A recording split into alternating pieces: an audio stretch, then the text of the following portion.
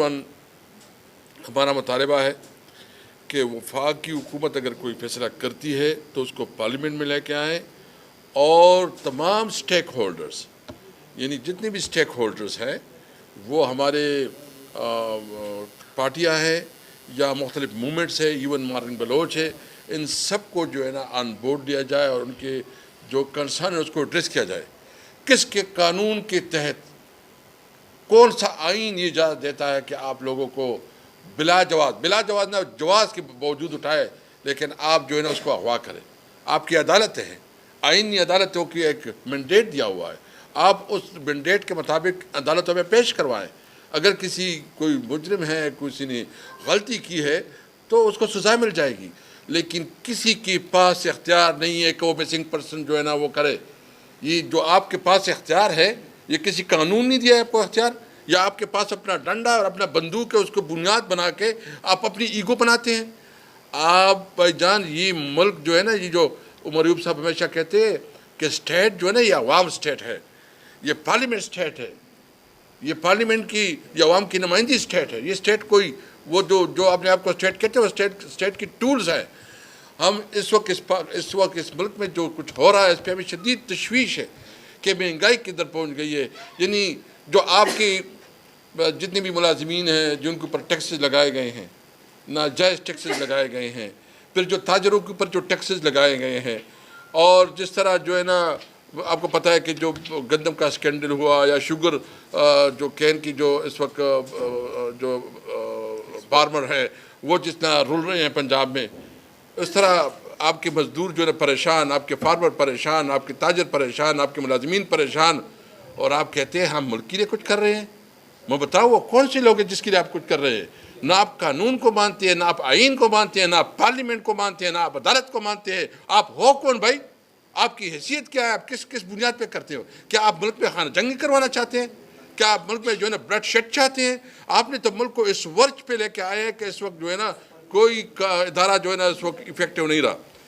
हमारा मुतालबा यह है कि तमाम सूबों के साथ, तमाम स्टेक होल्डर के साथ और जो भी है पार्लियामेंट में तमाम इश्यूज़ को लेके आएँ ताकि सही सलूशन निकले।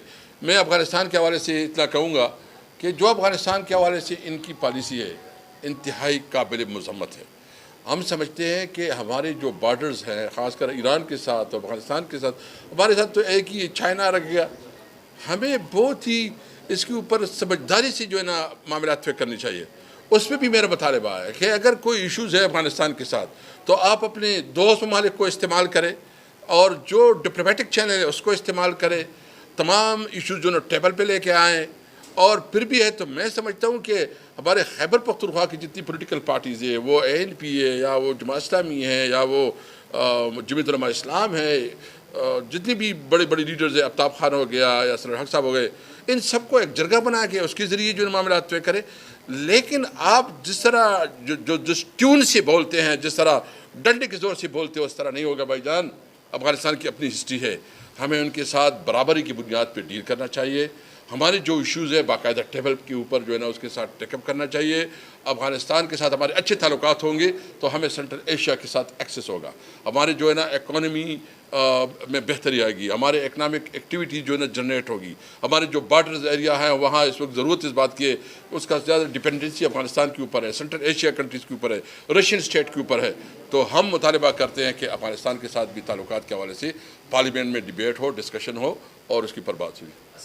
ये बताएं कि मिसिंग पर्सन पे आपने बड़े जोर दिया, आपकी वज़ीर डॉक्टर शीरी मदारी का बिल मिसिंग पर्सन का गायब हो गया, आपकी हुकूमत में यही मिसिंग पर्सन यही सब कुछ होता रहा। उससे पहले मियां नवाज शरीफ साहब इसी डी चौक पे जाके वो छोटी सी बच्ची को कैप में हाथ पे उठाए हुए थे, उनके दौर में भी यही रहा। मिसिंग पर्सन के मामले में कम से कम पोलिटिकल गवर्नमेंट जितनी भी है, या तो आप बेबस हैं या आप मिले हुए हैं दोनों के दोनों। देखिए भाईजान, मैं एक मिनट मैं आपको बताऊँ ना, नंबर 1 ये है कि आप ये देखें कि हमारी हुकूमत में कितने मिसिंग, कम से कम जो अख्तर मेंगल साहब के साथ हमने डील की थी, मोर देन 300 लोगों को हमने रिहा करवाया और हमने एक स्पेशल कमेटी बनाई बलूचिस्तान के हवाले से। आपके नॉलेज में आपको पता है कि स्पेशल कमेटी बनाई, लेकिन वो टाइम था कि फिर आपको पता है कि हमारी हुकूमत जो है ना आखिरी 6 महीने में हमारे ख़िलाफ़ तो सारी साजिशें शुरू हो गई। फिर जो है लंदन प्लान आ गया था, रजीम चेंज का मंसूबा आ गया था, वो हम कहें तो सबसे ज़्यादा जो रिहाई हुई है लोगों को और रिलीफ मिला है वो हमारे वक्त में हुआ है। सर क्वेश्चन ये है कि मौजूदा अमन व अमान की सूरत हाल बलूचिस्तान है या अगर पंजाब के दीगर इलाकों में देखते हैं तो एक अच्छी नहीं है। होम मिनिस्टर साहब कहते हैं कि ये शंघाई ताबन तंजीम में जो इजलास होने जा रहा है ये उसको सबूत करने की कोशिश की जा रही है। क्या आप इस मामले को देख रहे हैं या बलूचिस्तान में एक सिचुएशन जो है वो अलग ही खड़ी हो रही है, आप किस वजह से देखते हैं? देखिए, हम हर सूरत में देखिए कुछ चीज़ें हमारे कौमी चीज़ें होती है, हम अपने कौमी मामलात पे कोई पॉलिटिक्स नहीं करेंगे। हमें एक ज़िम्मेदार पॉलिटिकल पार्टी है और सबसे बड़ी पॉलिटिकल पार्टी है और अवाम की पार्टी है। जो पाकिस्तान की बेहतरी में होगा सबसे पहले हम खड़े होंगे अपने मुल्क की और पाकिस्तान की। नंबर 2, जो इस वक्त अमन की सूरत हाल है, अगर आप बसखरों को आप बनाएं मिनिस्टर्स और फिर वो कहते हैं कि HHO की मार है और जिस तरह वो बात करते हैं उसको पता ही नहीं है, तो मैं समझता हूँ जो उसने क्रिकेट का भी बेड़ा गर्क कर दिया और अमन का भी बेड़ा गर्क कर दिया, तो हुकूमत को भी चाहिए। और हुकूमत होती है, जो रियासत होती है वो माँ की जैसी होती है। क्या ये माँ की जैसी हुकूमत है जो इस तरह? Thank you. यहाँ पे एक सेकंड, यहाँ पे एक मैं सवाल का जवाब दूंगा। मोहसिन नकवी देखें, उसने जिस तरह सर कैसर साहब ने बात की है, वीट स्कैंडल 450 अरब रुपए में खुरा उसके घर तक जाता है, वो इन्वॉल्व है। हुकूमत ने अभी चीनी को जनाब एक्सपोर्ट किया और कहा कि हमारे पास बड़ी वाफिर मिकदार में चीनी है। जून में ECC से उन्होंने अप्रूव कराया। अभी वो कह रहे हैं जी कि चीनी की यहाँ पे किल्लत बन रही है। ये पंप और डंप ऑपरेशन जो है, सबसे ज़्यादा शुगर मिलें किसकी हैं? इनकी है ना, या मुस्लिम लीग नून की है, पीपल्स पार्टी की है। तीसरी अहम चीज़, जब गैर संजीदा लोग जिस तरह सर कैसर साहब ने कहा है, जब वो ये इंफॉर्मेशन देते हैं और झूठ बोलते हैं इन मिसिंग इनफोर्स डिसअपीयर्ड पर्सनस, ये कोई बैरून मुल्क की साजिश है? यहाँ पे पाकिस्तान में कर रहे हैं, कहाँ से जा रहे हैं ये इनफोर्स डिसअपीयर्ड पर्सनस? कौन लेके जा रहा है? ओ भाई खुदारा, पाकिस्तानियों के साथ आपके पास कोर्ट्स हैं, स्पेशल कोर्ट्स हैं, कोई चीज़ है तो वहाँ पे आप लाएं। PTI सबसे ज़्यादा यहाँ पे इसकी मुतासर है।